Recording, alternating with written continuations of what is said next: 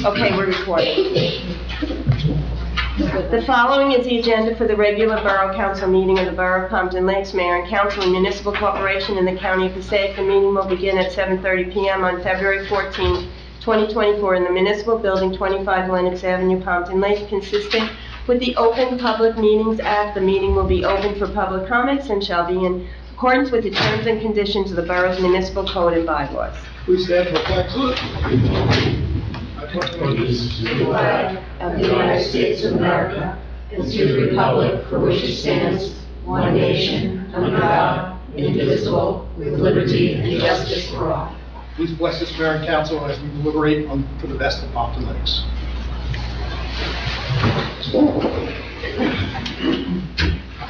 In conformance with the Open Public Meeting Law, Public Law 1975, Chapter 231, adequate notice of this meeting setting forth the time, date, place, and purpose of this regular meeting through notice posted on the bulletin board in the municipal building, mailed to all, requested to be paid for same, and suburban trips. Roll call, please.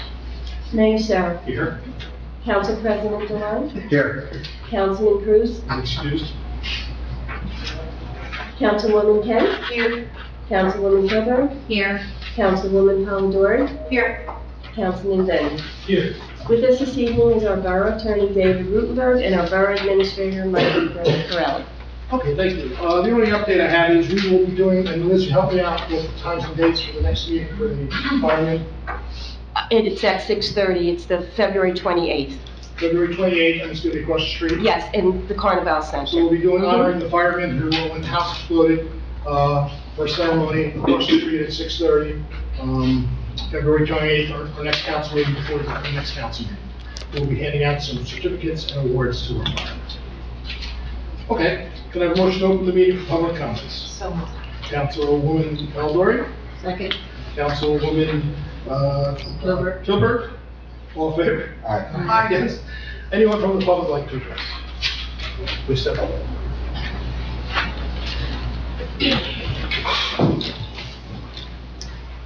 Hello, Lauren Bennon, 4 Sunset Road. I'm here tonight on behalf of Flood Advisory Board. When you get to committee reports a little bit later, Councilwoman Kilburg will have some information from Flood Advisory Board to share with Mayor and Council. I just wanted to give you a little bit of context to those. At the last Flood Advisory Board meeting, we passed 2 resolutions for recommendations that we wanted conveyed to Mayor and Council, and I will let our liaison go through the exact wording and share that information with you.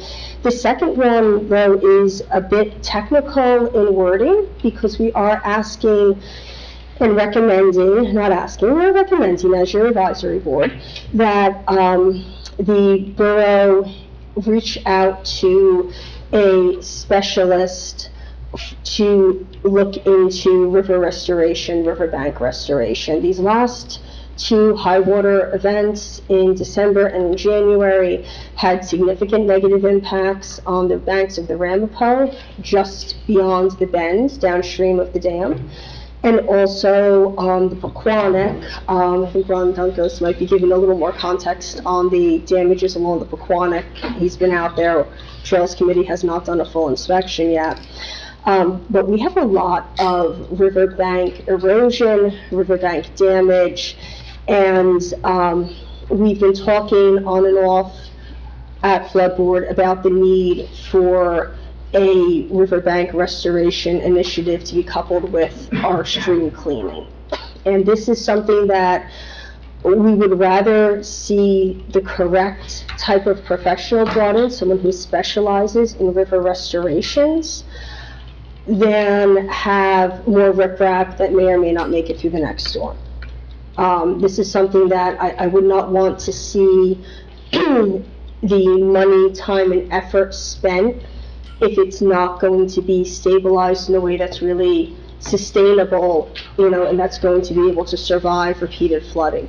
You can see on the Ramapo where the majority of the erosion and the damage happens, where the water, after it hits the bend, part of the bank armoring stayed, part of it was lost and eroded in a way that we lost several trees as well. So this is something that requires a specialist. It requires more than just the civil engineer who's capable of doing the DEP permitting. This is a little bit beyond that, and we would like the borough to look into contacting restoration specialists. A geomorphologist is the terminology that was discussed for the category of specialists at the last flood advisory board meeting. Any questions, any additional context, the board would be happy to discuss. Our next meeting is next Thursday. The way the calendar falls this year, the fourth Thursday is actually next week, not the week after. So if anyone has additional questions, you can reach out to us. More than happy to discuss this and also to give recommendations of other municipalities who may be able to help in identifying the right type of consultant for that work. We'd love to see this done once, done right, because I think that's going to be most cost-effective long-term, as opposed to putting the time and effort into repeating the same materials that we just lost on the railroad pipe. So that was one, and our other resolution, our other recommendation to mayor and council is regarding continuing the conversation on the dam.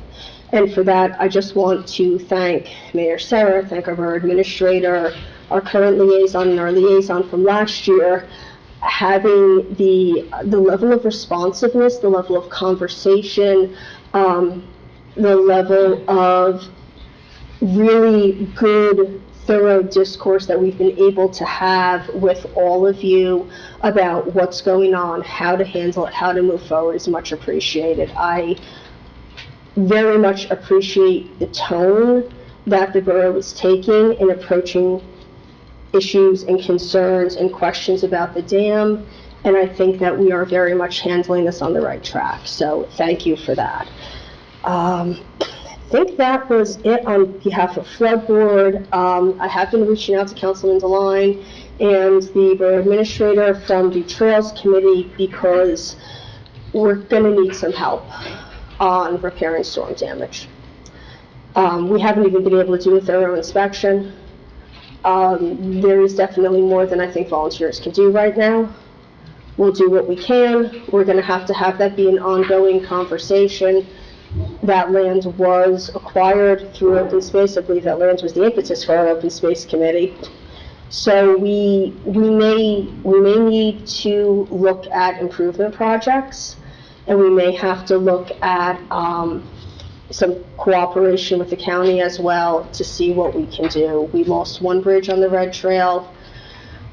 We have quite a bit of erosion. We haven't even been able to get through a thorough inspection yet. So we will definitely be in touch over the coming weeks and months as we get closer to spring and closer to the actual hiking season. But we may need some help. So thank you. Thank you. And happy Valentine's Day. Happy Valentine's Day to you. Anyone else from the public like to please step up?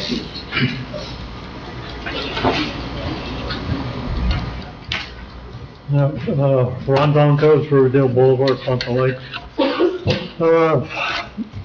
Just wanted to bring you a little up to date on the last heavy rain that we had along the Paquonic. The north-south section of the Paquonic River from Riverdale Road down to the first bend where it turns east. The water at that point was 8 to 9 feet deep during the heavy rain.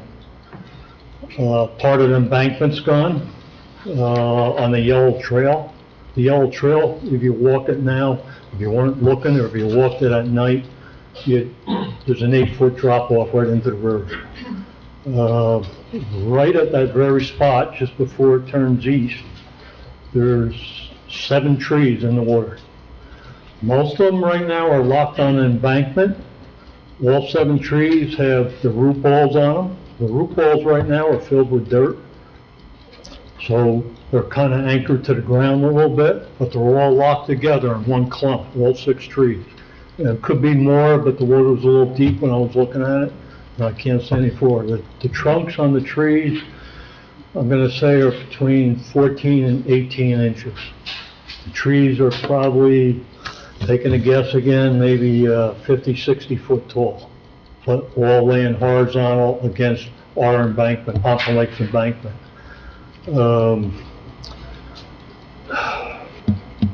Down further, just by Riverdale Boulevard, just upriver, about 100 feet, there's 3 trees that are coming down from the Pequannock side.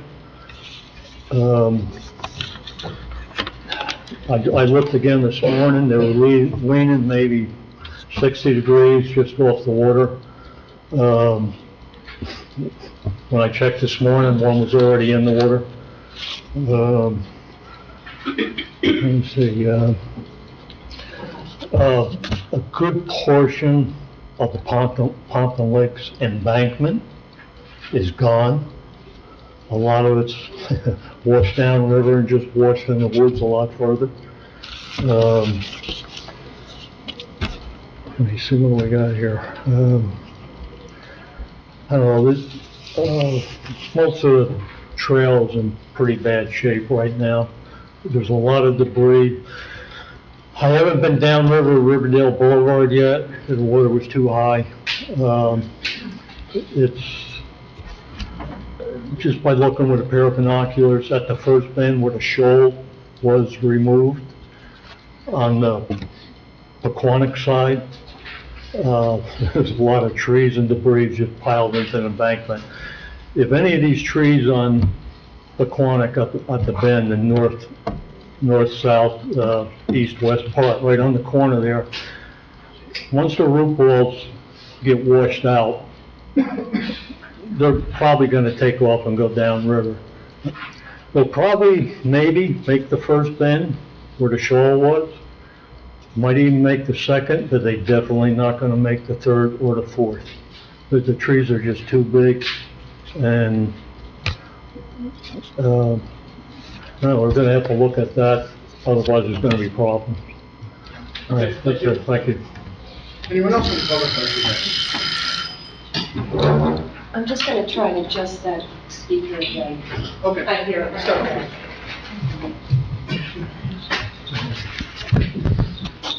Randy Hinton, 443 Montclair Avenue. Reading the February 11th edition of the Trends, I noticed that the North Jersey District Water Supply Commission is soliciting bids for contractors for the Pompton Lakes Dam Update Project. I was wondering if you knew anything about that. The specifications provide details to the contractor regarding instrumentation and controls scope, including control panel modifications and system integration work on the gates. So, I mean, this has a lot to do with Pompton Lakes, and I was just curious if you knew anything about it or how that would affect the gate operation. What date is that? Excuse me? Article date. It's February 11th Trends. It's a bid proposal, notice to bidders, North Jersey District Water Supply Commission. I can give it to you if you want to read. I had questions on Resolution 2497, amending 2455, non-union salaries. I'm interested in specifically why the property maintenance officer went from an hourly wage to a salary wage. Also, 24107, transfer of $53,360 to where? It doesn't say where. 24108, the final payment on Lincoln Avenue. I was called from a resident at 526 Lincoln Avenue for the grading around the town tree after the handicap ramp was installed. I went there, met with the resident. Terrible. From my 45 years of construction, terrible grading. My curiosity was, does our business building inspector inspect all the road work before, or it's the engineers that we hire? They inspect it before we do final payment? It's a pretty lousy job. So I question that final payment for a lousy job. 24109, a grant request on a project on Willow Avenue. Has that Willow Avenue project been voted on by the council to go forward? Is my question. It seems a lot of people are negative on that whole project, including me. And resolution 24126, $10,000 for what? Thank you. Thank you. Anyone else from the public like to address? Seeing no one, can I have a motion to close the public session? Motion. Councilman Bennett? Second. Council President Devine, all in favor? Aye. Against? Ms. Bennett, thank you for helping us with the flood advisory. You're always very insightful on what you're providing to us. We are going to address what Councilwoman Kilberg will bring up, and I do have an idea of what you're asking. The first part of your question will be, I'm already in negotiations with a lot of the mayors, and I am trying to set up a meeting with the DEP. It's just a hard mole, hit a mole, can't figure out who you're supposed to talk to on this. Nobody really gives us right now. The second part of your question is about the hiring of a professional. We will talk about that. That's something that Michael will have to investigate a little bit and see how that goes. The trails, I'm sure Council President DeWine will help us fill it in, but we understand we all have to help out the best we can there, and that goes for Ron also. You know, we know there's some work has to be done on those trails, and there's only a maximum that the volunteers can do. I'm sure DPW will try to help as best they can. I'm sure Council Bond will reach out and try to figure that out a little bit. You know, we're not going to reconstruct things, we're not going to build things, but if we have to move things out of the way or put something back where it got moved, or, you know, get some debris out, or take garbage away, those are the kind of things we can help out. Ron, about the trails, I understand. You know, we're pretty active in removing trees here in town. Unfortunately, these trees just keep going. I wish they would stop, but they keep going. When we get a tree that we feel is in danger, we send out sometimes shade trees, sometimes our engineers, sometimes the DPW. They take a look. If they deem it has to be removed, then we send out our guy to remove them. Sometimes it's our own people, DPW, and sometimes it's someone we hire. I know they just removed a very large tree over on Harding, on the Quonic side, that was against the bridge there. So, you know, we'll keep them informed, and I'm sure Michael will pass this on to the powers to be to check out the trees you're talking about to see what we're talking about. Mr. Hinton, I don't know anything about the dam updates and the dam proposal there. It could be just to remove the logs from the top of the dam. They do put a proposal out. It has to do with controls. Okay, I don't know anything about that one, but I will look into it. I will try to find out. And about the resolutions, let's start with the first one. I'm going to let Michael handle, our administrator handle most of those. 2497, that's just a non-union salary. Yeah, so thank you, Mayor. So 2497 has absolutely nothing to do with the property maintenance officer.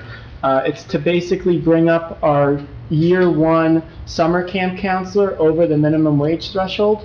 So it's to set new rates for the new year for summer camp. It's, you know, $1 increase to get them over the minimum wage threshold. 24107 is to pay prior year bills for 2023. So we did have some bills that came in late, and, you know, the way that the budget falls with all the billing, sometimes we have to move around funds on the back end. 24108 is authorize a change order. Again, that's for the phase one project. It was a billing error from our former borough engineer, so it has nothing to do with the current project whatsoever, which we will address, you know, before we mill and pave in the spring, and we'll have the engineer go back and take a further look at all of the sidewalk work. 24109 is for the Department of Community Affairs Local Recreation Improvement Fund to both authorize a submittal and to accept a grant for the Willow Ave Field project, which would bring our grant funding up to a to-date total of $470,000 for the project. So that's where we would stand with that project right now. And then 24126. Yeah, is it fire? No, I'm sorry, so 24126 is to authorize an emergency appropriation. That is because unfortunately, our prosecutor had passed away a few months ago, and we do require the services of a new prosecutor. And the way that I understand it, our prosecutor was a enrolled employee of the borough, and you're not supposed to do that anymore per state statute. So we had to retain a individual contractor to serve as the prosecutor, and we did not have the funding mechanism to do that. So we had to establish a new account in our budget, our temporary budget. So that's the reason for that. Thank you, Mayor. Thank you. So going back to Mr. Hinton, your concern was, the engineers are the ones that do check those projects, not building department, and like he said, when they're all said and done with the project, the engineers will go back and take a look at that. And I'm, some of that work, I agree with you, it's been shoddy all along, We've looked at some things we put together that we're just not done with, and we have to stay on top of it, I agree with you. Okay. Thank you, Mayor. Motion to approve the following minutes, regular meeting minutes, January 24th, 2024. Motion? Who's that, Councilwoman Kent? Second. Councilwoman Gilbert, all in favor? Aye. Against? Present. Present, two presents there, Liz. I didn't hear the first, was it? Councilman myself. Dylan? Okay. And Councilman Bennett. Got those? Okay, does anybody need any of the resolutions pulled? I'll read those and things. I'll just set those. Okay, I'm sorry. Does anybody need any of the resolutions pulled? I would like to pull, resolution 115 and resolution 120.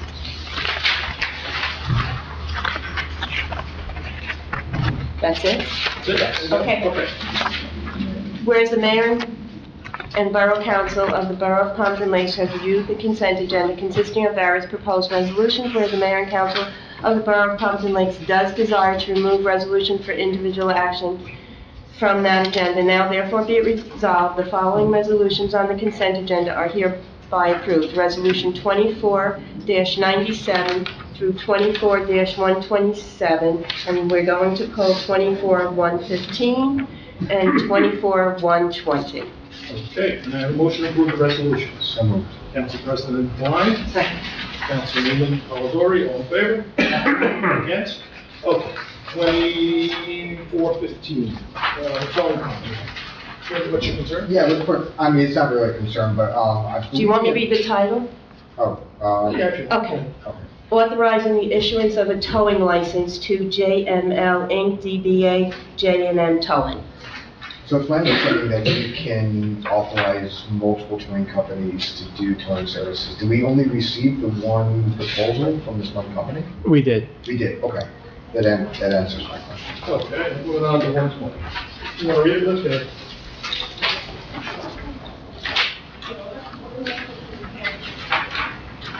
go. Authorizing the execution of a municipal services reimbursement agreement between the Borough of Compton Lakes and Summit Falls Condominium Association for year 2023. So my question was, I noticed this one, the reimbursement seemed to be well above the others. Do they submit audits, receipts, paperwork, anything like that to substantiate their costs? And why is this cost so much different than the other ones? So, thank you, Council President. So the way it works is, it's the way the statute is written, it's what it would cost us, the borough, to do the work. So to do the work in terms of snow removal and to provide electricity. So there's a whole calculation that's taken into account. It's how many miles of road, what do the lights cost, are their costs for snow plowing, and then we get the receipts and the invoices from the association themselves, and basically make a calculation as to what it would cost us to do. Historically, Summit Falls has always been the most expensive reimbursement out of all the associations.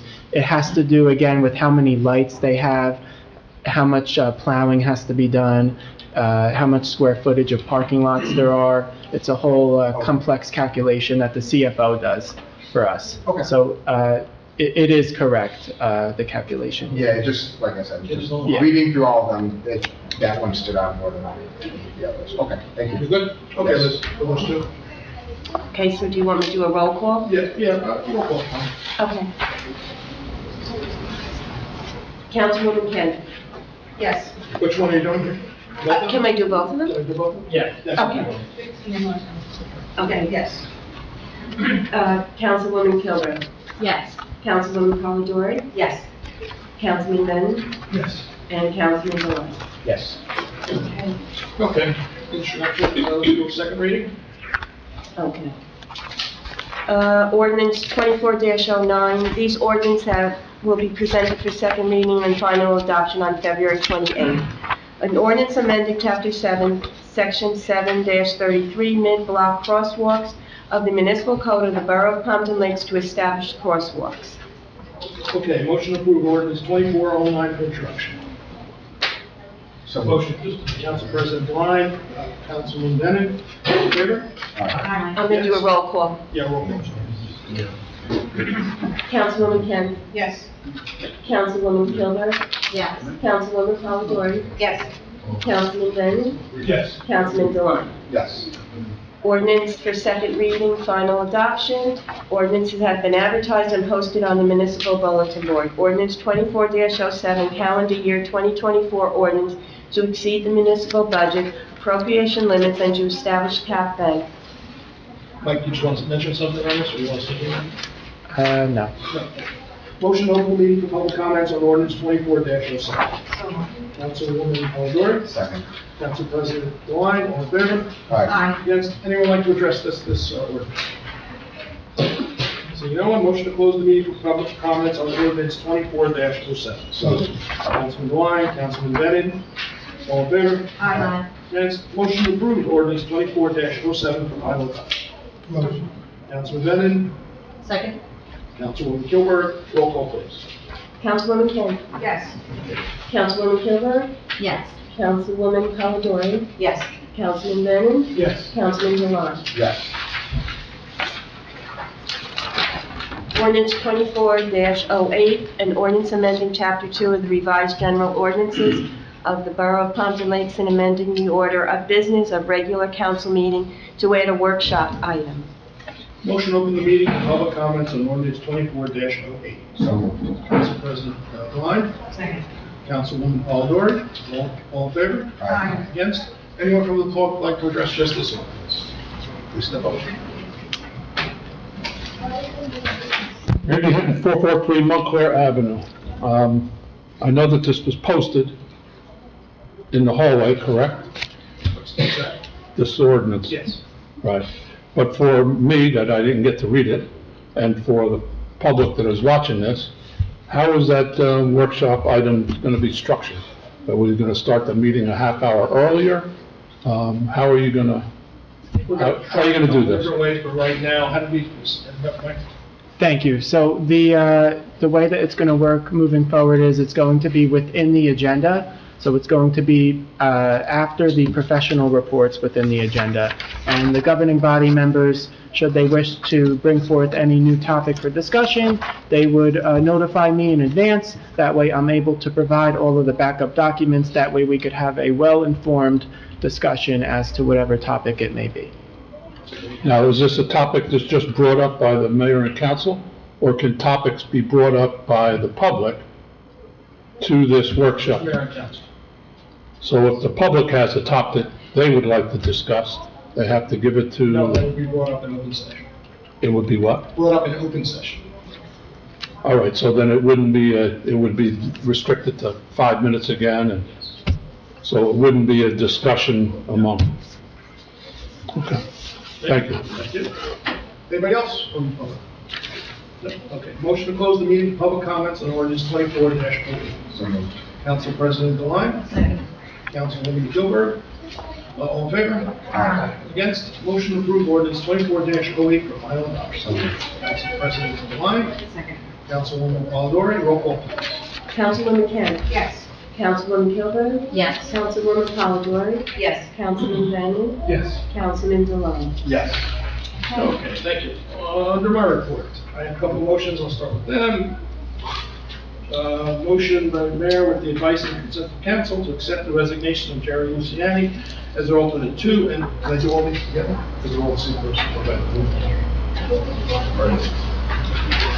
You can. do them all together. Yep. And appoint Jared Luciani to the position of alternate number 1 to the zoning board. Motion by Mayor with the advice and consent of council to accept the resignation of Mark Figueroa, and alternate number 3, and to appoint Mark Figueroa to the position of alternate number 2 to the zoning board, with adjustment to fill an unexpired term December 31st, 2024. Motion to appoint by Mayor with the advice of council Richard Devonta as alternate, I think that's Devonta, D-E-B, it's a B, not a P. Okay.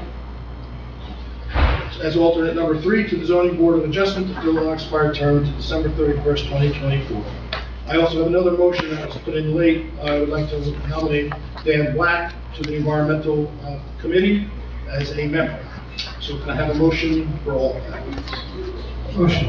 Councilman Bennett? Second. Councilwoman Kent, all in favor? Aye. Yes. Okay, thank you.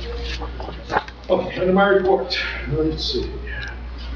Like our administrator mentioned, we had a meeting with the court, and, you know, we did lose our prosecutor, and we talked about what has to happen in replacing him, and there was a requirement that we weren't even made aware of, where we have to have a backup just in case. So we're working through that process, and there's some pieces put in place by the county now, so we're gonna make sure we're up to speed on all of that, so we're getting close to making that work. I attended the first aid dinner, always a great time at the first aid dinner. You know, they honored their members, their long-time commitment to this town. Remember, we're all volunteers at that division. Give them credit in the world for spending the time to help protect our community. I gotta thank Sharon Sonny and the whole committee that put it together. They always do an outstanding job at that dinner. I had a meeting with the administrator and Columbia Bank about how they can help more here in town. I can tell you that, you know, we have a lot of banks here in town. Columbia Bank by far is the most receptive in trying to help our residents. They're always out asking what they can do to make things better, or how they can donate, or how they can be involved.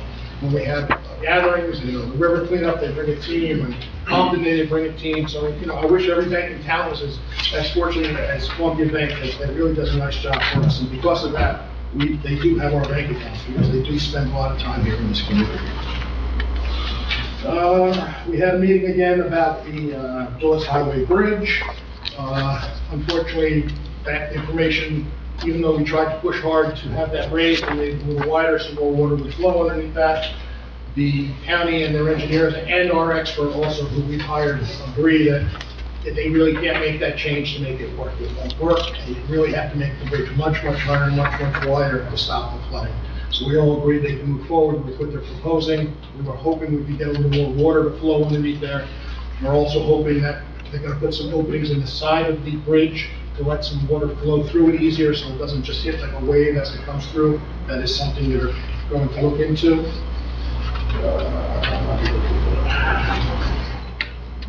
We had a meeting with the sports groups on the flooding, just like with the river cleanup and the trails committee.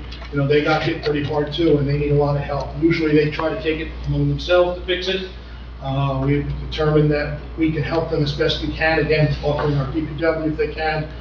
I can tell you, thanks to our administrator, we have Riverdale, the town of Riverdale now involved too, and they're gonna pick up half the cost of what we have to do there. It is a Pompton Lakes Riverdale Recreation Committee, so, you know, both groups are involved. If you haven't been down to all the fields, they've been hit pretty hard with the last 2 floods. You know, one field, there's a 4-foot hole, you know, so there's a lot of work that has to be done. So we kind of prioritized it a little bit. That baseball is the season that's starting in the next month and a half, so we're gonna try to get them up and running. And then we'll address football, and we'll address lacrosse and soccer and the other sports, and try to help them as best they can. These are all volunteers, again, putting their time and energy into do things good for our community and our kids. They can't do it all by themselves, so that's why we're gonna have to help them on that. We had a meeting with personnel finance committee about the budget. We want to follow on that. We spent a lot of time and energy on how that's going to work. I also met with the police department on some considerations they have in the police department, along with the rest of the personnel committee. And that is my report. Council President Twine. Thank you, Mayor. I'd like to start off, again, my meetings usually fall late in the month. However, starting tomorrow, there's going to be a redevelopment agency meeting tomorrow at 7:30 p.m. Primarily, the main point is the concept plan for the Pompton Plaza, which is 190 to 222 Wanacue Avenue, the Baskin property, for lack of a better term. Again, that is right here in the council tomorrow night, 7:30 p.m. Again, it's just a concept plan, there's no application being heard, developers coming back talking about the project itself. Second, thank you, Mrs. Bennett, and thank you, Mr. Donkos, for filling in a lot of details regarding the effect of the storm on our trail system. It's pretty clear, and if you've been on Facebook, you've seen some of the photos of what's going on in that particular area. While we do have a Trails Maintenance Day on Sunday, March 17th at 10 a.m., the Trails Maintenance Committee and other volunteers do meet at the Willowfield parking lot. I'm strongly encouraging our community to show up because we have taken a lot of damage. There is a lot of garbage. There's a lot of stuff that flowed downstream and landed us. But it's also pretty clear that it's, like Ms. Bennett said, it's well beyond the scope of what our dedicated volunteers are capable of handling ourselves. It's February 14th right now. We probably have to wait for like a spring thaw to really fully understand the extent of the damage and what's out there and what needs to be cleaned up and everything like that. So I'm thinking sometime early March or even after the next meeting, I think we need to have a meeting within the borough to discuss, beyond the volunteer capacity, what are the other ways our public works, our county can help us, and just something I want to just put on people's radar about setting something up that we can do it. I mean, in the past, since the trails first opened in 2015, it's primarily been the work of our Trails Maintenance Committee, and we've stayed on top of those kind of things. We've stayed on top of it, and it's, for a lot of years, we've avoided flooding, and we've done a tremendous job of maintaining the trails. But sometimes, just like the sports fields and things like that, when we get these kind of big events, it takes a lot more than what our volunteers have to come up with. So again, this is not our typical operating that we always have to ask for help on these things, but I think in this particular case, I think it's necessary and appropriate. And then lastly, I wasn't at the last council meeting. I did hear, Michael, you mentioned that the stop signs at Lakeside and Van are going to be placed there, that there are going to be radar flashing stop signs. Again, this is something that we've done in the community I work in with a lot of success. I'm really looking forward to seeing those rolled out. I appreciate you talking to the police department and getting that implemented. And that concludes my report. Thank you. And like I said, we understand this was a flood event, so where we can help, we'll try to help. I forgot to mention in my report is, first of all, Lisa, do we need another member of the environmental committee, or is that the one we just appointed? That was the one you just appointed. All right, so the open positions I have, if anybody's interested, is the library. We need one position, is that correct? Two positions, and the trustees at the library. It's a great group of ladies there that do a lot of hard work in running that library, so please reach out to Councilwoman Kilberg or myself, and we'll get you involved. The Preventive Coalition, that's our drug and alcohol awareness group in town. We need a parent, so we're just looking for a regular parent of children in school to be on that committee. They only meet once a month, and a business, which we'll work with and try to find a business. Shade Tree Commission, I understand we need one alternate commissioner, so if you're interested in working with the Shade Tree Committee, please reach out to Mr. Hinton or myself, and we'll figure that out. And we need an alternate for Zoning Board of Adjustment. If you're interested in that, please reach out and we'll get you involved. Councilwoman Kilburg. First, I attended the first aid squad dinner. And I just want to thank all the members for the hours they put in and the lives they saved. It was a wonderful evening. I attended the Flood Advisory Board meeting, and there were two resolutions. The first one is the Flood Advisory Board recommends that the Pompton Lakes Mayor and Council reach out to NJDEP, the Borough of Dam Safety, the North Jersey District Water Supply Commission, and relevant officials to open discussions of the Pompton Dam operations and its impact. We also recommend that the Mayor and Council open dialogue with our Passaic Basin committees.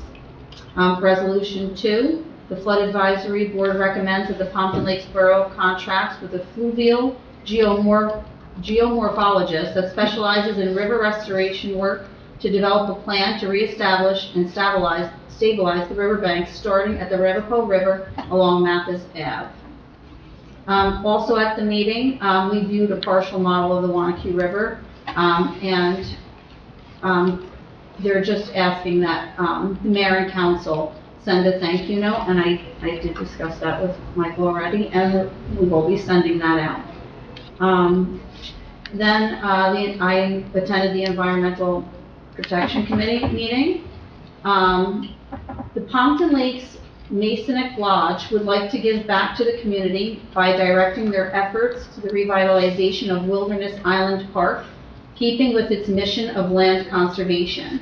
Some of the ideas discussed were natural benches made of fallen trees, the inclusion of pebble pathways to formalize the planned paths, and updated signage to draw attention to the park. And volunteers are needed for the 2024 river cleanup on May 5th from 9:30 to 12:30. Everyone will meet at Hirschfield Park. Please wear long pants and bring reusable water bottles. You can sign up now at PomptonEPC.eventbrite.com, or you can just sign up that day. And I also have some things from the Recreation Committee. The Easter egg hunt is Saturday, March 23rd at 2 p.m. Hirschfield Park Tennis Courts. The rain date is March 24th, and that's for pre-K to 5th grade. Please bring your own basket. Teen night is Monday, February 26th. At the VFW from 7 to 8:30, grades 6 through 8. Pickleball is Saturdays at Lincoln School from 9 a.m. to 11 a.m. It's $15 drop-in fee. There's a walking club at Lakeside Middle School on Tuesday and Thursday night from 7 to 8 p.m. And that is, it runs from October 10th to May 4th. The Pompton Lakes Recreation Field Hockey Clinic will be on March 25th through the 28th from 7:30 to 9 p.m. Lakeside Turf or the gym. That's 1st through 8th grade. The registration fee is $85, and you can sign up on site at 7 p.m. The Pompton Lakes Recreation Softball Clinic is March 18th to March 22nd. Lakeside Turf or gym, 7:30 p.m. to 9 p.m., grades 1 through 8. Registration fee is $90 on site at 7 p.m. And they are looking for Pompton Day vendors, which Pompton Day is September 1st from 11 a.m. to 5 p.m. You can contact pomptonday@yahoo.com.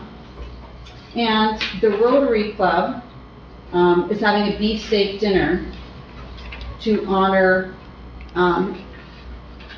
Councilman, William B.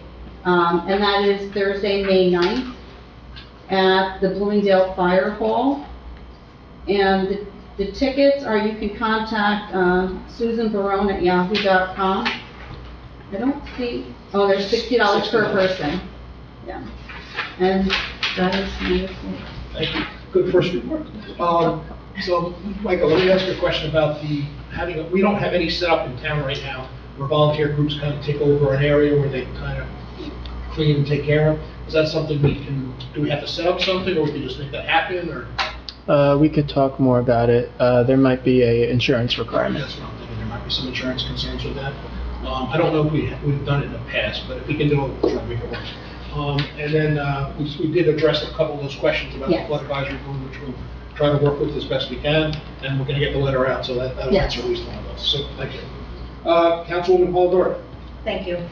I also attended the first day dinner, again, another fabulous year, so thank you to the individuals on the committee that put such a great event together.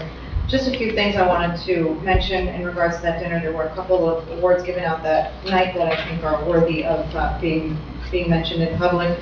Every year they do a top 3 on both service hours and calls. This year with 202 calls, Ed Crowley, 283, Amanda Gossin, and 402, Michael Pasalutos. For hours put in, 752,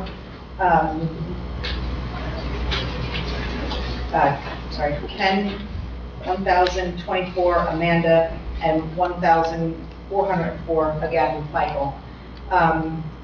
They did have a special presentation that evening, as for 2023, there was a CPR save of a 13-month-old. Members of the squad that were present for that were Jorge and Taylor, so thank you very much for that. That's truly amazing. And also worthy of mentioning 30 years of service, Jason Eckers, who's also not only a member of the first aid squad, but also our fire chief and a member of our police department. Also 30 years Ed Crowley, and 30 years Frank Dalton. I attended budget and finance meetings, personnel meetings, I'm sorry, and I did have a question regarding one of our finance meetings for the borough administrator. I know we talked about this and I may have missed it, but we are moving forward with the amended shared service agreement for Bloomingdale. Is that going on for the next meeting? Yes, I was waiting to receive the amended agreement back from the Borough of Bloomingdale. Okay. So I'm just waiting on that. I do expect it for the 28th. Okay, so I did want to thank you for that, because that was something that was in need of looking at, and I think that you did an amazing job on helping us work toward a way to streamline the process for that, which will make it easier for the finance committee, but I'm hoping, and we won't know until obviously the end of the year, but I'm hoping streamlining the way that we move forward with the billing procedure for that helps actually bring costs down overall. So it'll be interesting to see how that works out. Also attended the open space meeting. One thing in particular that stuck out that I also wanted to thank you for was, it looks like we are moving forward with the dog park, the changes to the dog park. So for those of you that don't know, we had throughout last year and the year before some changes that were made at the dog park, and some of it did come out of the open space budget, and working with Michael, we were able to find a solution to be able to maintain the dog park without drawing down on funds through open space by implementing a sponsorship program. So there will be an opportunity for business owners to purchase signage at the dog park annually for advertising purposes, which will then hopefully, if it's successful, will help offset the cost for the dog park so that it's able to maintain itself with its own funds. And one other question I had, well, two actually, on open space. For the Masons, with the benches, we talked about the possibility of doing something on the other side of the street now that we purchased the Heimel property. Can we work with them? Because I know you had mentioned the possibility of doing some type of like a fishing stand or something, if they're willing to put benches out. We know we can't have anything that's actually put into a footing there, but perhaps we can ask them to look at maybe both sides of the street if we're looking at making changes over there as well. Absolutely, thank you. Okay. And the last thing I had a question on is, I know we have a meeting coming up to walk the site for Willow Field, and as one of our members mentioned in open public, it seems to be that it is drawing a lot of attention after the flood now, that it's a large expense and a very large project for an area that we basically just got washed away. So is our intention and purpose for this to revisit it with the engineer, walk the site, and determine whether or not it is even feasible to move forward at that point? Yes, so we did schedule a meeting with our borough engineer to walk the site. He's going to work with us to develop a new cost estimate, as our current cost estimate is nearing 4 years old. So we need to determine as a governing body how much more this project inflated to over the course of the last 4 years, and then make a determination as to how we wish to proceed. Okay, thank you. And that's my report. Okay, thank you. I forgot to mention, a thank you to the DPW. You know, we did have a pretty big storm happen yesterday. For the most part, they did a great job. I will remind our residents, you do have to remove your cars off the street during a snowstorm, and that's for 24 hours. We have a lot of residents who move them when the snow stops and put them right back in the street, and that doesn't work because they're plowing, they're still plowing. The other part of that too is you should try your hardest not to be throwing snow back into the street. You know, nothing more frustrating to one of our drivers who's been working 12 hours, goes down and plows the road, turns around, and all the snow's pushed back right into the street again. So we should try to work with that. But thank you to everybody at the DPW for, you know, working along the hard storm. Councilman Bennett. Thank you, Mayor. Just one small correction about trails maintenance. It's on March 17th at 2 p.m. We meet on Lincoln Ave due to potential conflicts with sports. So we meet at back of Wakefield. We meet on Lincoln Ave because red trailhead, and that's, I've been plugging 1878 Lincoln Ave, where the GHT radio station has the address of the GPS. I want to echo my peers' remarks about the First Aid Squad dinner. It was a great event, and congratulations to, I see Mike Foss in the audience, congratulations on receiving those awards, as well as the rest of the members. I also want to thank Mr. Dunkos. Back in 2012, I want to say, we brought the pictures to the council of how backed up the rivers were after I ran with the debris dams and whatnot. Not before my time on council, but I still remember hearing about that, and that was the impetus to start the river cleanups that have been successful at Pompanoes for the last 11 plus years. My meetings have not really started up yet, other than the finance meetings, so nothing else to report yet. Thank you. Thank you. Councilwoman Kett. Thank you, Mayor. I also attended the budget meeting, and we were discussing the line items with the budget. I want to thank Mike Borelli and our financial operator for presenting that budget in a very easy way to understand. We're trying to keep the budget reasonable with a limited tax increase. I met with Police Chief Derek Clark, and since I'm new to the liaison position, as Bill Beggs, Councilman Beggs had that position for 12 years and he was a policeman, I'm pretty new at it, and I'm trying to understand, how to navigate through the police, the ambulance, the fire, and the CERT team people. I did meet with Mr. Evangelista regarding the OEM. So I want to thank everybody for their time with me, sitting there with me and trying to explain what's going on. I'm looking forward to working with the rest of the groups. I attended the Shade Tree Commission monthly meeting. So Mayor and Council, just so you know, there is a new law now that is a part of the stormwater management rules that we are required to meet. And because we're now a Tier A area for stormwater, we are going to have a tree removal replacement ordinance. We have to adopt one, and that is going along with our shade tree ordinance. So it's not going to replace the shade tree ordinance, it's going to be an addendum. The biggest difference to this requirement is that it will also include private properties, which we've never dealt with before. I want to thank our administrator for coming to the Shade Tree Commission on his, at 7:30 at night, and he was very thorough with trying to explain how this ordinance came about and what the borough is going to have to do in order to come up with a new format and to deal with both public and privately owned trees in backyards as well as front yard. Something we've never had to do before, but it's all over New Jersey. And it has to do, because I didn't understand, how you could do that with shade trees. It's not technically shade trees. It is the requirement, and I'll read it from the regulation. The trees play, this is from the state of New Jersey, the trees play a critical, often overlooked role in the water cycle in the mitigation of stormwater runoff issues such as soil erosion, pollution reduction, infiltration, quantity reduction, and thermal effects. This ordinance is intended to ensure that permittees are considered these undervalued assets in the stormwater management plan. So in 2003, the Tier A MS4 permit renewal will require adoption for and enforcement of community-wide ordinance of controlled tree removal and replacement for all kinds of properties within our jurisdiction.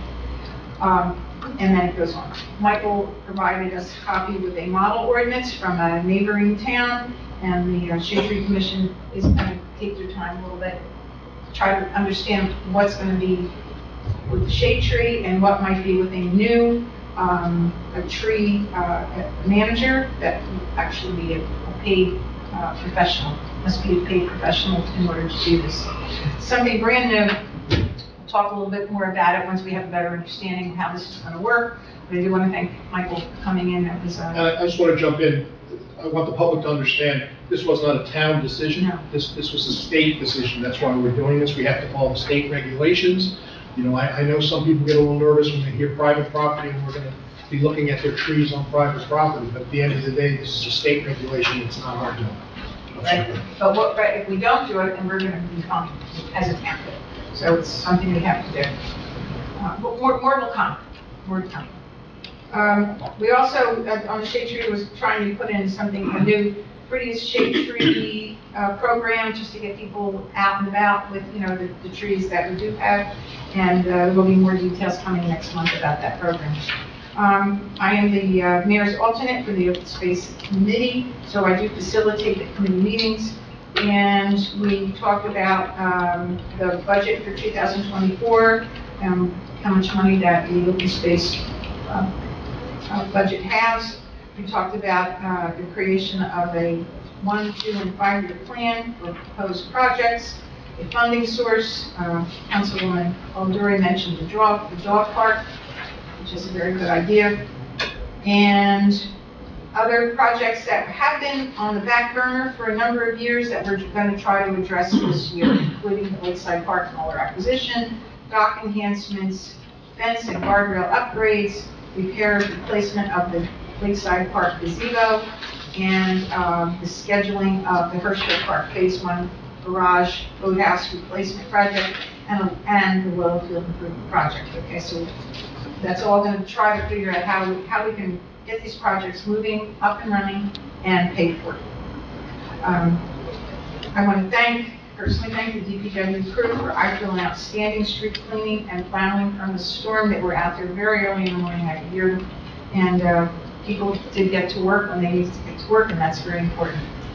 I had a resident send me copies of photos from the downtown area. Again, overfilled garbage collection, in addition to the snow, the containers, they were spewed all over the place on the streets. When I went down there to look, I also found that the pond hole was loaded with litter. And I contacted our borough administrator again, and he contacted the property maintenance officer to try to find out whether the Meridian construction site dumpster was either not full or if it didn't close, but there is litter all over that corner, right where the Meridian gate is. There was a dumpster, and then there's the hill going up to the high school. So whether it can't just be the high school kids, because I refuse to believe that our high school kids are that bad. But if they are, we really have to start a project with litter. Litter is, believe it or not, a finable offense in New Jersey. We have litter laws. If we cannot have our downtown looking like this, and we cannot have our conflict. So I want to thank the resident. She comes here all the time and she gives us more and more pictures. But we do have to resolve this. This is just a chronic problem that is not getting addressed. And so I'd like to work with Councilwoman Philberg on that, with the environmental group, and our police department, because it is going to be a police matter. We have fines. We should be issuing them if we have to. Okay. I want to thank Mr. Donkos for years. Ron Donkos has been the eyes of the Flood Advisory Board because he's one of the few people who was brave enough to walk back to those rivers where you cannot see, and he goes back there and then he takes pictures and he brings them to the group, and we have a really good way of observing what's going on. And if we stop, or if we don't get a better funding source for these rivers, we're going to have flooding again.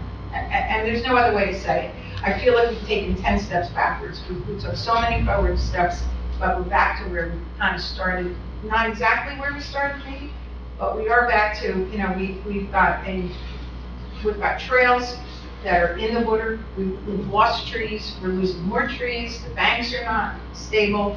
I don't know what we have to do. We have to call in the state, but I think well, let's remember that all these places are in a flood zone. They're in a flood zone, but they also affect our homes. They do, but I'm just saying, you know, we're in a flood zone. It's very limited. We can do those areas. I would like to reach out. I would like the mayor and council to reach out to our state officials and ask them for funding. Like, I really would like to have them come to a meeting. And we need to do that because these areas are really overwhelming. So I'd like, And Councilman Bennett happened to be in my office, you can tell, there was a message from some person who runs aquatic flooding, like to talk to me about what was said, I said it on the news, so, the word is out, we're trying to get Okay. people to help, but Okay. you're right, it's the state that has to really jump in. the state has to jump in. They have a big budget, and we need help. Senator Bernaccio has offered to. Yep, I reached out, yeah. Okay, so let's set up a date and time, and let's get that done, because the residents are looking for that, and they need it. I had a question about the snack stand. It looked like maybe the building had water underneath. I don't know if anybody ever looked at that building. Snack stand, according to baseball and soccer, they said it's fine. The building is not, They had moved all their equipment out, so. okay, so the building's not going to be undermining, just. It's the only building that makes it through 50 floods. They have other tough buildings. Okay, and that is my report. Okay, thank you. Thank you. Turn, any report? No report except to say, we've been working closely with Mike over the past 3 weeks, just getting up to speed on things underway and things to do. It is hard to come in halfway and try to fix something, I understand. Michael, by hearing that thing. Borough Administrator. Thank you, Mayor. I have one update and two light topics of the night. I attended a meeting with Passaic County and Collier's Engineering. The county is undertaking the Regional Traffic Signal Optimization Project this year, which includes reducing traffic congestion, mitigating air quality, and coordinating timing through multiple jurisdictions and intersections throughout the county. And as part of that project, the intersections of Ringwood Ave and Hamburg Turnpike and Ramapo Ave and Hamburg Turnpike are being looked at as part of this project. The borough had to provide some data as to the timings with regards to the police department, past accidents, pedestrian incidents. So they are looking at those intersections and will be making some sort of improvements to them at some point. And we'll have a further update on that in the future. And then I have two light topics of the night. The first topic is with regards to our street signs. So I had a meeting with our public works superintendent, and we're trying to think of ways that we can beautify the town this year,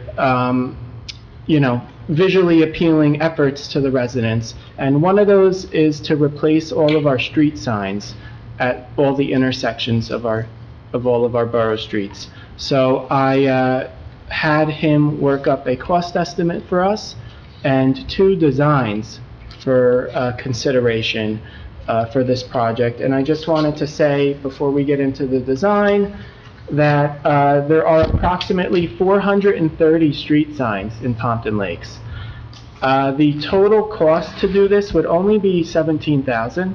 It's kind of in line with our current street sign budget, which we don't always take the full advantage of every year as part of the budget process. So the DPW superintendent and I have put it in the budget. We recommended it to the finance committee. If in fact it isn't funded, we will do it as a phased approach. So, we're looking to do this either way. So we did provide two designs to the council for consideration. One is with well, let me back up a second. They're going to be larger signs. And the DPW is going to undertake a project to paint all of the poles and to replace any poles that are slanted or in disrepair.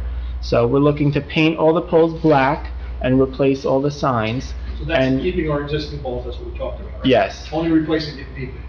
Yes. As part of future road projects, we will look to replace the poles with more decorative poles like you would see in Riverdale. So we're going to try to do that as a phased approach. Unfortunately, we did get a price to replace all of the poles, and it's well over $100,000. So we're going to paint them for now. Much cheaper. But I do have two designs for consideration. One is with the borough logo, and one is with a cardinal. And I'm looking for direction from the governing body as to which design you would like to see. Did you send that to us, or? Yes. It was part of your packet. Did you want everybody to respond? I did. Okay. So, quick question. The red street sign, is the color MUTCD compliant? Yes, You this can is have from it. a certified traffic vendor. I was going to be sure, obviously. And the question I had, That's it. what happens to the county streets with the county signs? Those we have no jurisdiction over and would So remain the same. You've not dealt with this in other towns. When the county road intersects, do they change their signs or they don't? In other words, to match what we have? We could request that, yes. We could just do it. Yeah, or we could do Or I'm it. asking. I'm sure they would appreciate it. Well, I mean, I think that's something we should take into account if we're gonna do this. We want all our signs to look the same, I would think. So the first step would be to talk to the county and say, hey, look, are you willing to do this? And if they say no, let's just change them all, not even tell them. But I agree, it'll look better all the same. Thank you. So again, I'm looking for direction from each of you as to which design you prefer. So I guess I'll start with Councilwoman Keelberg. I like the cardinal. Okay. Yeah, I mean, Aaron Chazot did a great job with the logo, but I think, universally recognizes the cardinal and the cardinal rag, so that's where my vote is. May? In case, some group ever goes after birds, then we're gonna have cardinal stuff that we have to remove, but I like the cardinal myself. I think it looks great. The cardinal. Yeah, I like the cardinal. All right. Okay, thank you, everyone. The next topic of the night is, Councilwoman Polidori brought forth at a prior council meeting that it appears as if, and I did confirm, that there is a spelling error on all of our Welcome to Pompton Lake signs that you see at most entrances of the town. Some of them are in disrepair, some have been hit, and some have businesses that are no longer in business. So I'm looking to undertake a new sponsorship program to replace all of the signs and to add additional locations. So to start, we're looking for pedestal signs. They're the thinner signs as opposed to the larger ones at all of the entrances of Pompton Lake. So you have Hamburg Turnpike from Riverdale, Ringwood Ave from Wanacue, Colfax Ave from Oakland, Hamburg Turnpike by CVS, Riverdale Road from Riverdale, Dawes Highway from Wayne, and Lakeside Ave at Lakeside Bridge from Oakland. So those would be 7 locations of the pedestal signs. Those cost us $1,100 each. We would sponsor those for $1,500, and you'd have to do a fair and open solicitation to all the businesses in town through the newspaper. So that's how we would do that. And then we do have 2 larger signs that we would like to incorporate. We would replace the one at Thatcher McGee's with a new one to keep a uniform look. And we're looking to add a sign in front of, and I did speak to the bid, so they're aware of this, the sign in front of George's Deli. There is a small landscaped island there, and I believe prior intent was to put a sign there at some point. So we're looking to put a sign there that says, "Welcome to the Pompton Lakes Business Improvement District." Same would apply to the one at Thatcher McGee's. So those would be 2 larger sponsors, $3,500 for each sign. And then my suggestion is to keep the program a little, more classy. I don't think we would want to touch the sign that's at the Liberty Bell in the middle of town. I think that's kind of a historical landmark in a way, and maybe a sponsor would not be in the best taste. So again, I'm looking for direction on the program and on the sign design itself, which you have in your packet. So one of the pet peeves I've had in the past has been, when people hit those signs, which always happens, they have to be replaced right away from the insurance company that did the damage. We've collected money from insurance agents in the past, and for whatever reason have not replaced the signs, and they kind of piecemealed them together and put them back up. So if a sign comes down, they need to be replaced with a new sign. There's no fixing it. There's no straightening out the metal or repainting it or any of that stuff. That's where we had a lot of damage on the signs. And the other thing would be, we'd have to talk to Thatchers. I know they don't want a high sign. They want a very low sign to the ground. So you might want to talk to them first about what they want. Thank you. I guess I'd open it up to the council if anyone has any objections or design changes or questions about the program. I think it's great. We saw what we'll do.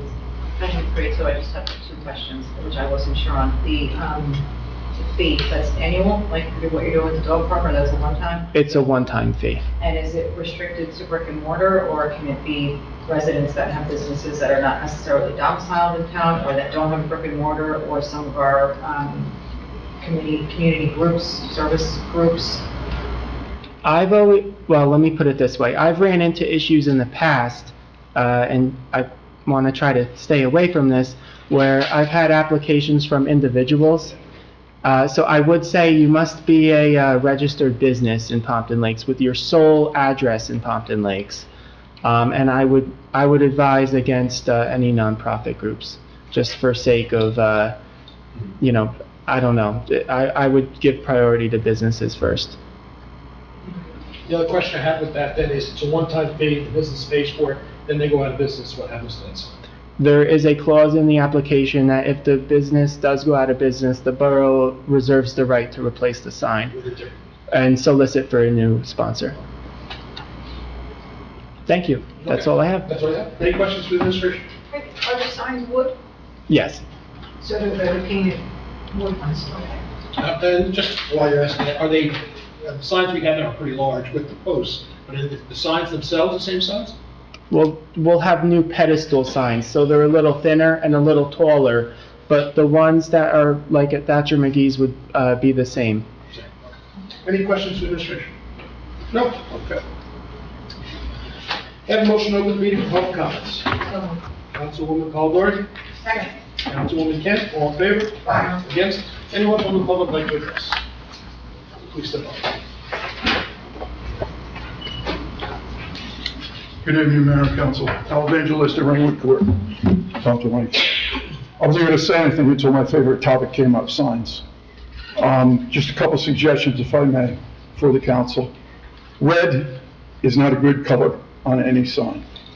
And the proof of it is, drive by tomorrow, the high school, where Mayor Katie Cole had signs made up for the Cardinals when we had the three-peat for the football team and some other sports awards. They're faded. Red is not a good sign. If you look at every sign on Himmer Turnpike, no parking this side, they're white background with red letters, faded, you can't even read them. Red does not last. Okay, I know it, I've dealt with it for years, and it's just not a good color. Unfortunately, because I know it would be nice. I like the Cardinal design, but if you look at those two signs in front of the high school, they're faded. The other thing with the signs, and I've discussed this with Dan myself, and before him with Ben. When they order a sign, a street sign, it's got to be visible at night, most importantly at night. And our signs are not. If you drive around and look at our different signs, some have a fluorescent background in green with standard white letters. The other ones have a flat green background with reflective white letters. The reflective white letters you can see a mile away because they jump off of the background. When you have the reflective background and your headlights in it, especially when you turn your high beams on at night so you can see the street sign name a little better, the background reflects so badly it's very difficult to read the sign. Try it. Go out, drive around town. You'll see we have several different models of signs. Some are wider, some are smaller. I like the idea of the crest. I know Bergen County towns, a lot of them have it. Ramsey for one, they have the ram symbol on there, whatever it is. Thing is, that logo takes up lettering space on the sign, so what it does is it makes the signage, the letters smaller on the same background. So one of the things I would suggest is that you look at the square footage of the sign, or square inch, whatever it's going to be, and look to make the letters as large as possible. Now, there is a traffic manual, statewide traffic manual on signs. Okay, signs have to be a certain size, letters have to be a certain height. The name of the document is escaping me right now. It's the municipal, say that again, Councilman? MUTC. Yes, it is. Okay, the MUTCD. It's specific as to signage in there and what size it should be and so forth and so on. So I would suggest that we consult that, but I love the idea, trust me. I think it's great, it's overdue. My sign on Ringwood Court and Ringwood Ave, I would like to save that sign because it's been at a 45-degree angle for the last 10 years, and I became very used to it. So I'd like to keep that look right there on that corner. All right, now the other signage that I'm concerned about is the signs that they mounted on the nice posts throughout our main street with one bolt. All signs are supposed to be attached with two bolts. And for this reason, on a windy day, we get a lot of stress on that top bolt on that sign because that wind is blowing against them. That sign goes through enough stress, what's going to happen to that flange where it's bolted. It's gonna break off, that sign's gonna become a flying object, and we stand subject to a lawsuit. So those signs should be mounted appropriately with the 2 bolts, top and bottom. The only other issue, and I could discuss it, I'll discuss it later, and that's about Wilderness Park. But, you know, it's about issues that come up when they built that there. So I'll discuss that with Councilwoman Polidori, just to give a little history on that. But I like the signage idea. It's overdue. It's going to make a tremendous difference in the community. But the reflectorization is key on how that's worked out. Because if it's not visible at night, especially when it's raining, they're basically useless. The county signs on the traffic poles, they got to be a standard green. That's a color in that MUTDC. Okay, it's got to be that green background with the white letters. So I don't think we could change, we can't touch them. Put a sign on the corner, yeah, that's our sign, real property and so forth. Thank you. Thank you. Anyone else from the public like Chris? Step up. Randy Hitton, 443 Montclair Avenue. Speaking of the open space meeting, Councilwoman Kent ran a great meeting. Councilwoman Polidori, excellent at the meeting. Mr. Mayor, you didn't make the meeting, but if you don't want to come back, that's all right. The 2 women did a great job, but it's up to you. And on the resolution, 2497 was amending resolution 2455. I was quoting from 2455. What amendments was there to 2455 that resolution 2497 was taken care of? Back to my question on the property maintenance Go back officer. to 2455. 2455, Oh, first, on my question on the property maintenance officer, which was in 2455, he went from an hourly wage to a salary wage for a part-time job. That's what my question was, had nothing to do with the parks. If you can answer that, I would appreciate it. I had a question on the members of the zoning board, the 3 members that were just upgraded and reappointed. Do any of them have construction experience? Or we're just on a volunteer basis, whereas volunteers, we're happy to get volunteers just to volunteer, whether or not they have any construction experience or not. My other question was, you had a meeting with the sports on damage estimates to Joe Grill and Carlo Field. Do we have a number on what those damage estimates are? How much to bring those fields back to useful use? The concession stand at Joe Grill Field, there's a huge hole to the left side of the stand. Was that building inspected by our building inspector to see if it's structurally sound? Talking to DPW when they were down there, they said they're not filling the hole in. And it was understood that maybe the sports people were gonna fill that hole in. I think that's ridiculous. Professionally, it should be filled in after the building inspectors inspect the building for structural integrity. Is that being done? Now, you're talking about gonna have a walkthrough with the engineer for the feasibility of that project as a whole, the improvement of Willow Field. With the damage, you will have the estimates approximately of the damage. Now you're gonna put another field in there? We'd had 2 major rain events. They weren't hurricanes. They were major rain events. And now we have costly damage to the fields there now. And you're talking about putting another field in, plus a walking track? I'm totally against it. And a lot of people I talk to in town think it's ridiculous. Also, the senior field and the Fine Bloom field backstop, baseball backstops. were designed with gates at the bottom to be lifted up in case of a flood event. Who's responsible for that? Is that DPW to raise those gates, or is that the Baseball Association? Because none of those gates were raised during those 2 flood events. And that added to a lot of the damage you could see by the debris that they caught. Who's responsible for that? Or people I've talked to about it, all those volunteers for baseball are volunteers. They come and go through the years. Now, those gates were put in on those backstops many years ago. Who's responsible to inform the new volunteers for baseball as to their responsibility, if it's theirs, to raise those gates? I inspected those gates the other day. They're zip-tied closed. Zip ties are easy to cut. You can easily cut them. But who's responsible? Time's up, I'm sorry. No, if my time is up, then I'll ask the council for a few more minutes. Okay. When you hear the bell ring, it's 5 minutes.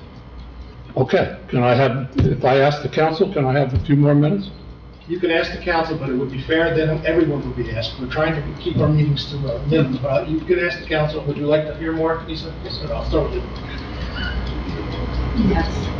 I'm not setting that precedent. No, I'm saying no also. Yes. Maria? Yes. No. Okay, so it's a tie, and I break the tie, so it's no. Thank you. Okay. Anybody else from the public like to address? Seeing no one, can I have a motion to close the public session? Motion. Councilman Bennett, who's second, Councilwoman Paul Moore. All in favor?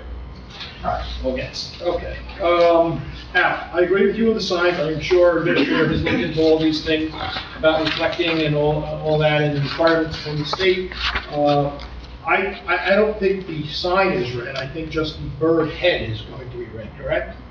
We had looked at red on white or white on red, so we'll follow up again. We'll take a look at that. But, I do agree with you in the fact that sometimes those signs do wear pretty quickly. We're paying money, so let's try to keep the signs going as best we can. Mr. Hitt, let's start with 2455. Michael, you want to answer that? Yeah, so, thank you, Mr. Hinton. I guess just to clarify, the property maintenance officer is a part-time hourly employee. He has a set amount of hours that he works every week, so in speaking with our finance officer and payroll, it's an easier mechanism to set a bi-weekly rate for him as opposed to a hourly rate, so that's the reason for that. Thank you. We don't have a number on the repairment of the fields yet. We're working on that, and we have to get those numbers really from the groups themselves and what they pay for stuff to put down. It's mostly clay. Unless I'm wrong, Michael, you can help me with this too. I thought the DPW was fixing the hole. They are. They are fixing the hole. Okay. The gates, I did bring that up to our DPW. It should be the DPW's responsibility. I agree with you. And so we know we have the same person doing it every time to lift the gates. And I'll remind them again that they should lift those gates. That's why those gates were put in place. The snack stand, I don't think there's any issue, but Michael, if you feel concerned and you want to send our engineer over to take a look, we can do that.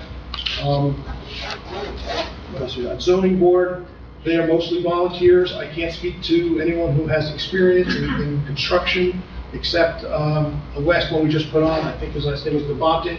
He is a maintenance man at the school system, so I know he at least has some. Now, I can't speak to the other two, I just don't know, they may. You talked about the fields, that's your opinion on the fields, and you say you spoke to a lot of residents. I also speak to a lot of residents who welcome the idea of a walking track. Unfortunately, it's just the way our town is. All our fields are a floodway, from football to baseball to soccer, and no matter what we do, they will be flooded. We need more fields, we need more space. This is the only place we're gonna put them. We're a 3 mile square town. Unless we get property given to us from another area, this is where they have to go. If we just, open space, just putting money to football, $50,000 grant, that's in a floodway. It's just where we are. It's just unfortunate, and I wish they weren't. I wish these places weren't in the flood zone. We could do better. I agree, they had a better place to put them, we would, but we just don't. Okay. I have something I want to add to that. I don't know how that happened so quickly. That was not a tie. You don't vote. It was 3-2. That's for that. Oh, I'm sorry, you're right. What, you voted? You vote when there is a tie, you don't have a vote unless there is a tie. What did you vote? We had 3-2. Yeah, I'm sorry, I did, I made a mistake, I'm sorry. That's my mistake. If you'd like to come up, you can add something. I can cut 5 more minutes? You said a couple more. I'm sorry, if you want to add something. We're not doubling time either. Well, just another point I'd like to make, if I got a couple more minutes. Just one more point. It is Valentine's Day, that's true. At a conversation that we had, me and you, Mr. Mayor, and the Shade Tree Commission, we talked about at the January Shade Tree meeting when you swore in Pete Lettieri for another term. And we had brought up the damage on the Morris Canal Greenway Trail from the gates and the water rushing to the left. And at that meeting, you had stated that you were opposed to putting in the Morris Canal Greenway Trail because it was in a floodway, and this is what you had said at the meeting. So then I brought up, I said, well, it's a good thing we're not putting in a walking trail down at Joe Grill Field then, correct? And you said, well, or a baseball field, and you said, well, that's different, it's only grass. Well, it's not. It's 1,900 plantings, plus a field, plus a walkway, of which you said you were opposed to on the Morris Canal Greenway Trail at the time. So what are we doing down there? I know that you just stated that this is the only area we have to put ball fields and stuff in. But with the amount of damage to those 2 fields that we're dealing with now, and to put another field in, talking at the open space meeting with Mr. Corelli, already we put $90,000 from open space money, open space money into engineering, and a possibility of another $150,000 to $160,000 in engineering possible. Is that what you said? Yes. That's $250,000 in engineering in a project which is estimated 4 years ago at $600,000, which could be more to $800,000 to $1 million to put the entire project in. You're talking $1.25 million for one ball field in a floodway. Doesn't make a lot of sense. That's not just my opinion. It's the opinion of a lot of people in town that I've talked with. That's a lot of money. Whereas we could use that money for repair of all our other fields. Ding, thank you. Thank you. Now, to answer your concern, sit down. You're making up numbers. You have no idea what these costs. These are estimates. You don't have to talk. Given by a professional. You don't talk. Okay? You're making up numbers and guesses of what it will be. Okay? Estimates, but we have to get someone to give us those numbers. That's what we're doing. We're going to get someone to give us those numbers. Then we'll make a determination. We don't know what those numbers are. So you're throwing numbers out of $1 million. We don't know if that's true or not. And what I said at the Shade Tree meeting, I didn't want that built because I knew the county wouldn't be behind taking care of a project that they're putting in, and it would fall on our volunteers to do. That's why I didn't have that project. If the county was coming in and saying, we're gonna take care of this, I welcome it. But when they come in and put a project and then it falls on my volunteers, that's sometimes unfair. It did. Okay. Motion, did I do motion already? Motion to close? No. Motion to close public session. Council, President Lyon? Was that you? Councilman Day. All in favor? Aye. Against? Privilege floor. Anybody have any, no, we don't have any closed sessions today, right, Mike? I do. Oh, you do have one? Yes. Okay. Privilege floor. Okay. A motion to adjourn, into closed session. So moved. Council President Lyon, Councilwoman Palmore, all in favor? Aye. Against? Thank you, everybody. We have closed session, so I'm gonna have to ask you to leave. Real quick. Okay, we're recording. In closed session, we discussed personnel matters. Motion to adjourn. Motion. Councilwoman Palmore, Council President Lyon. All in favor? Aye. Okay, great, thank you. Good night, everyone. One thing I've got to mention.